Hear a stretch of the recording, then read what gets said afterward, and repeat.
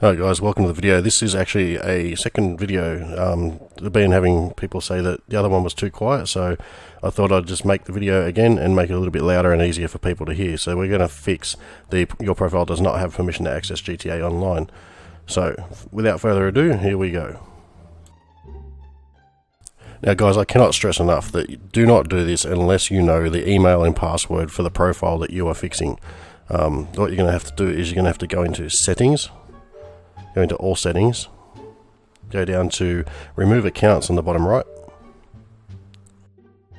Now what commonly causes this problem, guys, is that when someone adds Xbox Live Gold for the first time or buys Xbox Live membership for the first time on the console, it will usually affect one or two accounts, maybe more. It usually affects the account that has actually had the Xbox Gold Live put onto it. So what you're going to do is select to remove this account. You're going to remove it. Now, as I did say, remember you need to have the email and the password that is for the profile that you are playing with. If you don't have them, you will lose it and you'll have to contact Xbox support to get them back. So we're just going to wait for this to actually fully remove the account. And now it only removes the account from the console. It does not remove any online data for the account. It doesn't change your social clubs. It doesn't delete your game files or anything like that online. It just removes the account from the console. Now once the account has been removed, we're just going to go home, push the home button to go back, and then we are going to go back and have a look at the account. So you can see it's no longer on the list, so we'll go across to that list and scroll all the way to the bottom where it says add and manage, and we are going to click that, and we are going to add new, which is the first option. Now guys, just be patient with this and just let it load through, and it will eventually come up. You'll be able to add the new account by putting in the email and password details.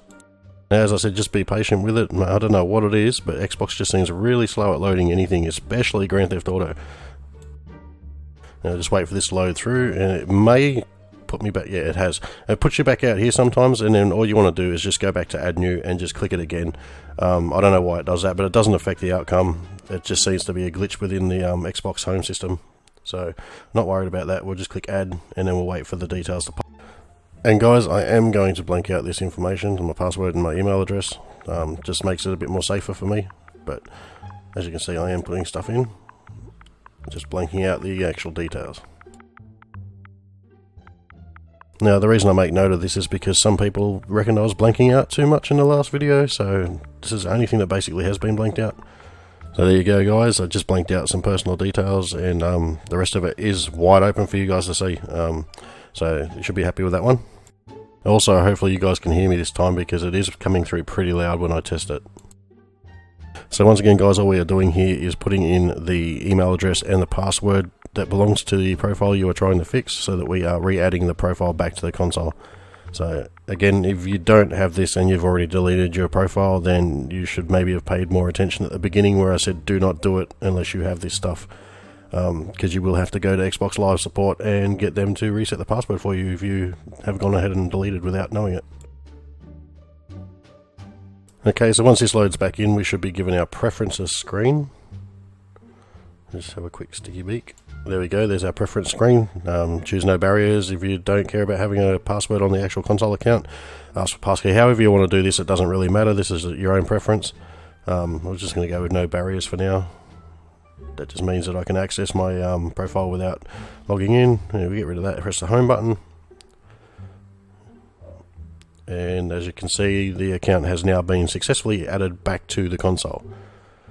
Now, with that being done, now you should be able to go online. So if you go down to GTA 5, press select on it, make sure it doesn't say quit down the bottom here, because if it says quit down the bottom here, you're going to have to choose quit so that it actually closes off the whole app, and then launch it from there. Now what will happen from here is it will load up the splash screen for the game. It should then sync your game and say loading story mode down the bottom right at the same time. Now that's okay, you want it to do that, and you want it to load into story mode. If it loads straight on the online, then yeah, kudos to you, that's even better. But I prefer, even when it says that it's loading online, I prefer to put it into story mode. It just makes it a bit easier. Well, not easier, but it lets you know that, you know, you've done the right thing. Your story mode's resynced all your game data, everything like that, and then you can just go online from there. Okay guys, so what I've done now is I've just transitioned forward and sped it up so that you don't have to wait for the 5 minutes worth of loading screens and stuff like that, because they're ridiculous as it is without you sitting here watching on a video. And that being said, that just means that all I've done is like literally sped it up. I haven't changed anything. So here we are loading into story mode, and we're going to wait until we have full control of the character and can move around. That means that we're fully into the game, and then we're just going to go to the pause menu. We're going to go online and join. No, I'm not going to join friends, sorry, cancel back out. We're going to go straight down to play GTA Online, and we're just going to hit go.